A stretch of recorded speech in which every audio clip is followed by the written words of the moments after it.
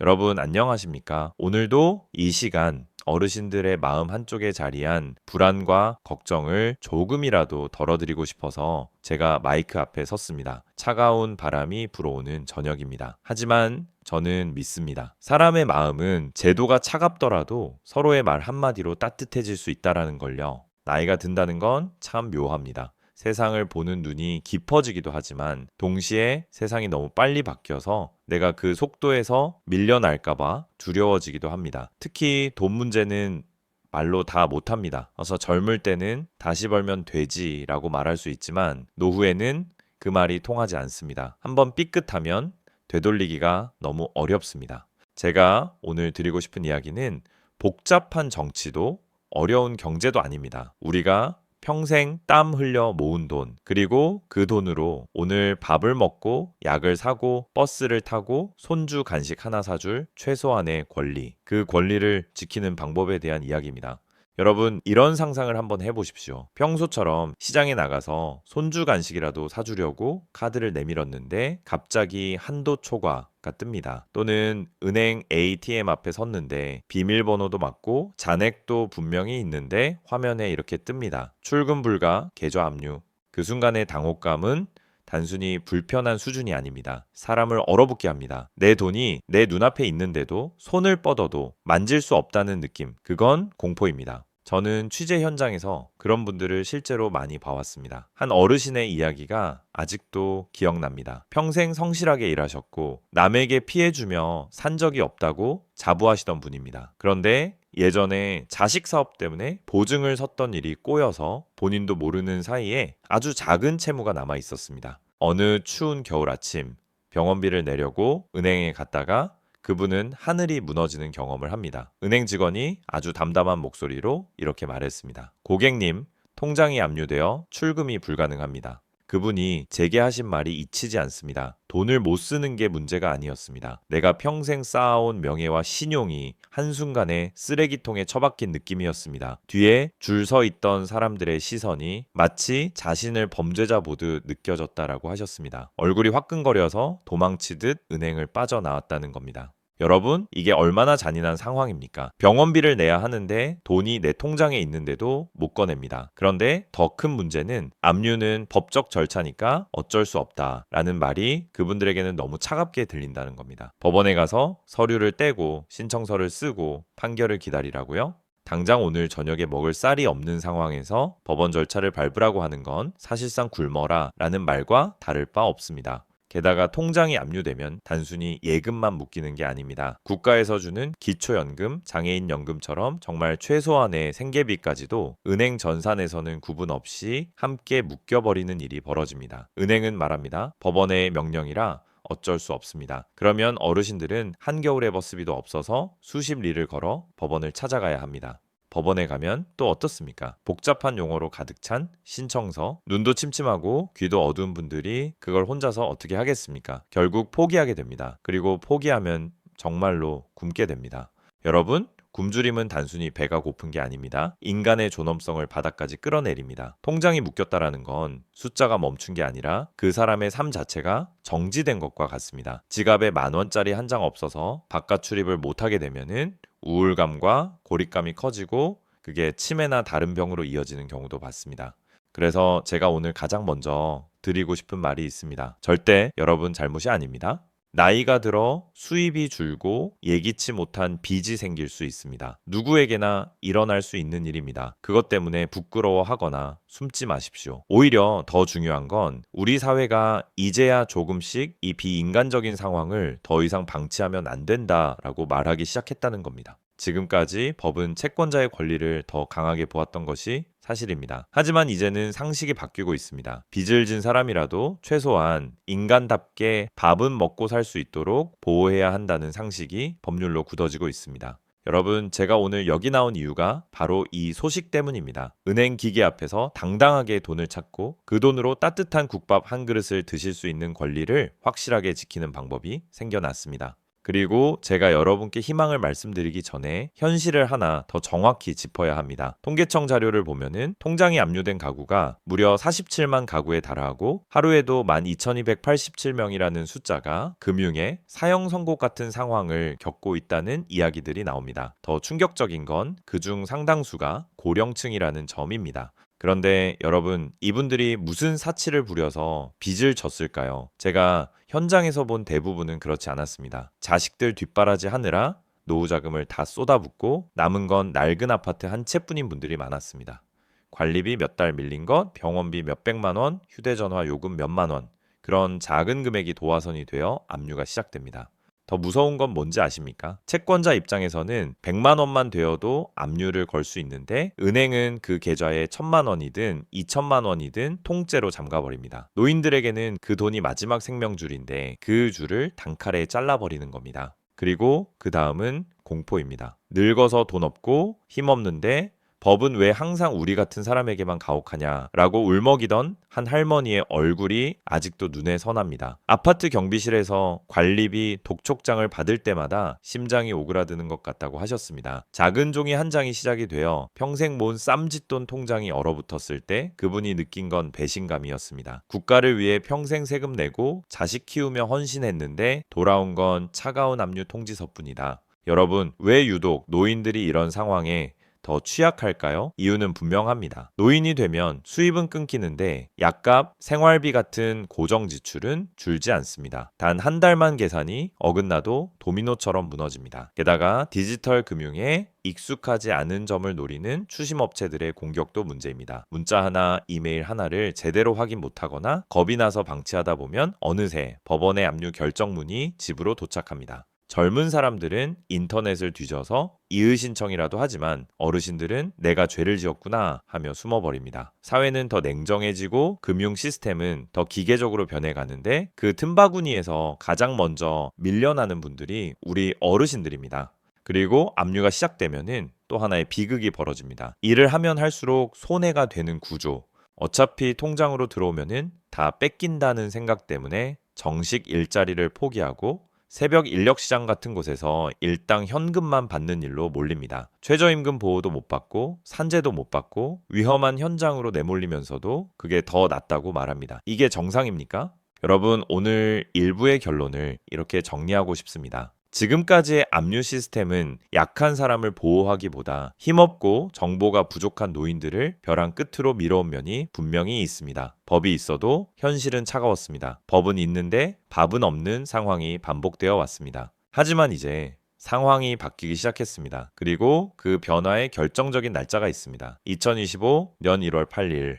바로 그날 국회에서 민사집행법 개정안이 통과되며 사후 구제가 아니라 사전 차단으로 패러다임이 바뀌기 시작했습니다. 쉽게 말해 압류라는 칼날이 들어오기 전에 미리 방패를 만들어두는 방식입니다. 그 방패가 무엇인지 어르신들이 당장 내일이라도 은행에서 만들 수 있는 압류 금지 전용 계좌가 어떤 원리로 작동하고 누가 만들 수 있고 무엇을 준비해야 하는지, 그리고 185만 원에서 250만 원으로 상향된 보호금액이 실제 삶에서 어떤 의미를 갖는지, 여러분, 앞서 말씀드린 것처럼 이제 이야기는 어떻게 달라졌는가로 들어가야 합니다. 그동안 우리는 압류가 발생한 뒤에야 허겁지겁 법원을 찾고 서류를 준비하고 한 달 가까운 시간을 굶주림과 불안 속에서 버텨야 했습니다. 사고가 난 뒤에 수습하는 방식이었죠. 하지만 이제는 그 순서가 완전히 뒤집혔습니다. 2025년 1월 8일 국회 본회의를 통과한 민사집행법 개정안의 핵심은 단 하나입니다. 압류를 당한 뒤에 구제받는 구조가 아니라 애초에 압류 자체가 불가능한 영역을 법으로 만들어 놓겠다는 선언입니다. 다시 말해 국가가 이 선만큼은 누구도 넘지 마라 라고 분명하게 선을 그은 것입니다.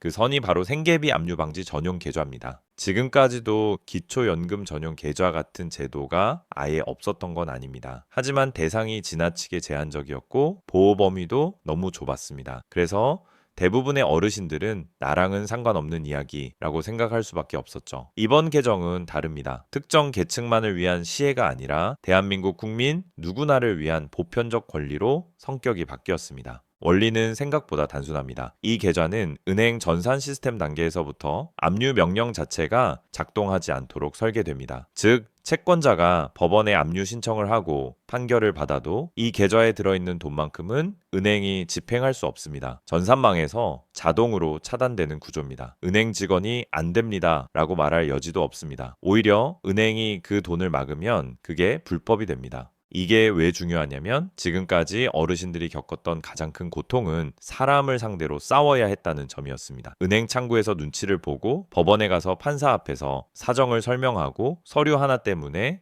다시 집으로 돌아와야 했죠. 이제는 그럴 필요가 없습니다. 사람과 싸우는 게 아니라 시스템이 자동으로 저 여러분 편에 서게 되는 것입니다. 많은 분들이 이렇게 물으실 겁니다. 그럼 이제 정말 법원에 안 가도 됩니까? 네, 그렇습니다. 이번 개정의 가장 큰 변화는 바로 그 점입니다. 압류가 발생한 뒤에 압류금지 채권 범위 변경 신청을 하러 법원 계단을 오르내릴 필요가 없어졌습니다. 울면서 판사에게 호소할 필요도 없습니다. 은행에서 계좌 하나를 만들어 두는 것만으로 그 모든 고통스러운 절차에서 벗어날 수 있습니다. 그렇다면 또 이런 걱정이 생깁니다. 채권자들이 다른 꼼수를 쓰지는 않을까요? 이 질문 아주 현실적인 질문입니다. 하지만 이번 개정안은 단순한 권고나 행정 지침이 아닙니다. 법적 강제력을 가진 규정입니다. 은행이 이 계좌를 압류하거나 개설을 거부하면 은행이 법을 어기는 겁니다. 채권자들도 이 계좌의 존재를 알기 때문에 괜히 헛수고를 하지 않게 됩니다. 이 계좌는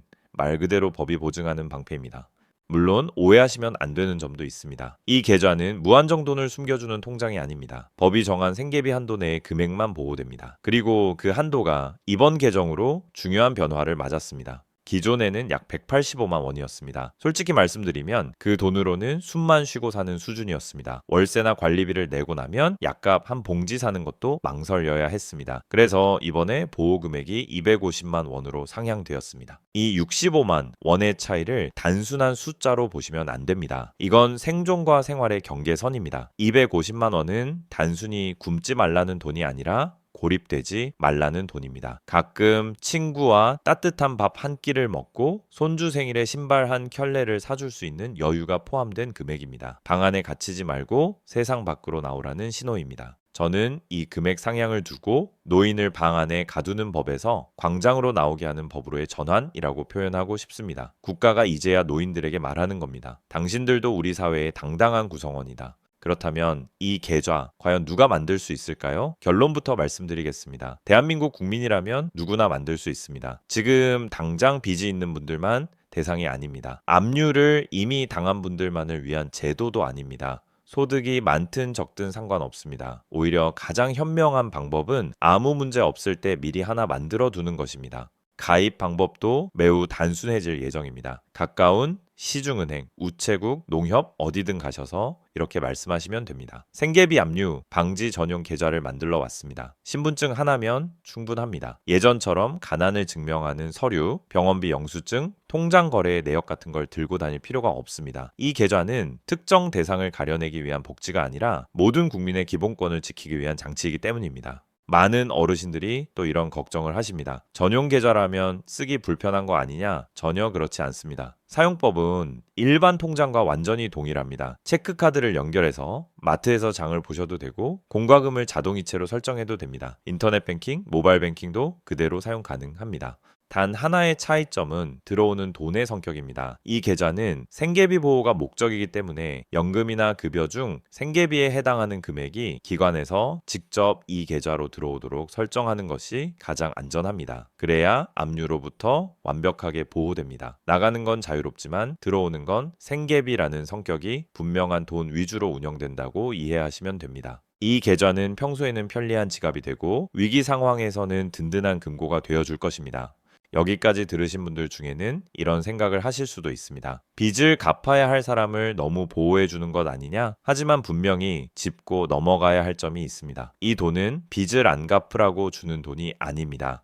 죽지 말라고 지켜주는 돈입니다. 채권자의 권리도 중요하지만 인간의 생명권보다 앞설 수는 없습니다. 사람을 굶겨 죽이면서까지 빚을 받아내는 사회는 문명사회라고 할 수 없습니다. 오히려 이 제도는 채권자에게도 장기적으로 이득입니다. 채무자가 완전히 무너져 길거리로 내몰리면 빚을 받을 가능성 자체가 사라집니다. 하지만 최소한의 생존 기반을 지켜주면 다시 일어설 기회를 얻고 언젠가는 빚을 갚을 수 있는 힘을 회복할 수 있습니다. 이것은 도덕적 해이가 아니라 인도적인 최소한의 합리성입니다. 여러분, 지금까지 말씀드린 변화는 단순한 행정 개선이 아닙니다. 이건 국가가 노인들에게 보내는 아주 늦었지만 꼭 필요했던 사과이자 약속입니다. 이제는 법의 이름으로 당신들을 굶기지 않겠다. 그렇다면 마지막으로 남은 질문이 있습니다. 이 계좌를 언제, 어떻게 활용해야 가장 효과적인지, 그리고 은퇴를 앞두고 있거나 이미 노후에 들어선 분들에게 이 계좌가 왜 연금보험보다 더 중요한 준비가 될 수 있는지. 여러분, 이제 마지막 이야기입니다. 지금까지 우리는 왜 이 제도가 필요했는지, 그리고 무엇이 어떻게 바뀌었는지를 차분히 살펴봤습니다. 이제는 가장 중요한 질문으로 가야 합니다. 그래서 나는 지금 무엇을 해야 하는가? 이 질문에 답하지 못하면은 아무리 좋은 법도 내 삶과는 상관없는 뉴스로 끝나고 맙니다. 하지만 이 질문에 정확히 답할 수 있다면 오늘 이 방송은 단순한 정보 전달이 아니라 여러분 삶의 방향을 바꾸는 분기점이 될 수 있습니다. 먼저 분명히 말씀드리고 싶습니다. 생계비 압류 방지 전용 계좌는 문제가 생긴 사람만 만드는 통장이 아닙니다. 이 계좌는 불이 난 뒤에 드는 보험이 아니라 불이 나지 않도록 미리 설치해두는 방화벽입니다. 지금 통장이 멀쩡하다고 해서 안심할 수 있는 시대가 아닙니다. 병원비 한 번, 보증 한 번, 카드값 몇 달 밀린 것 하나가 노후 전체를 흔들 수 있는 구조기 때문입니다.